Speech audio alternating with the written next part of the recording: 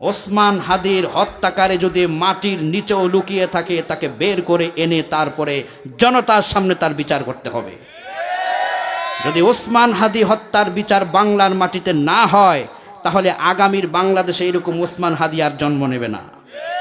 ওসমান হাদির বিচার যদি না হয়, এদেশে আল্লামা সাইদিরা জন্ম নেবে না।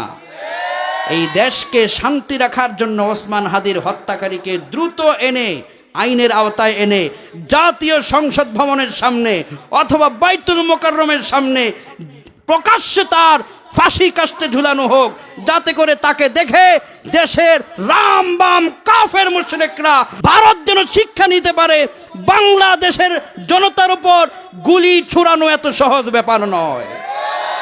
আমার সাথে কারা কারা একমত? দুহাত তুলে আল্লাহকে দেখান। ওই যে ভিপি নূরকে হামলা করেছিল, সে একটা কথা বলেছিল যে আমার উপর হামলার বিচারটা যদি হতো, আজকে ওসমান হাদির উপর এরকম হতো না। কথাটা কিন্তু সে বাস্তব বলেছে।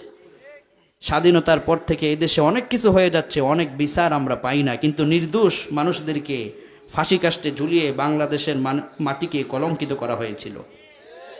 আল্লাহ এই বাংলাদেশের মাটিকে যেন পবিত্র করে, বলি আমিন।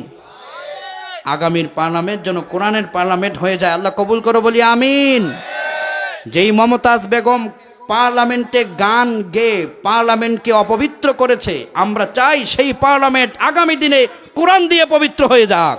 আল্লাহ তুমি কোরআনের পার্লামেন্ট গঠন করার তৌফিক আমাদের প্রত্যেককে দান করো, বলি আমিন।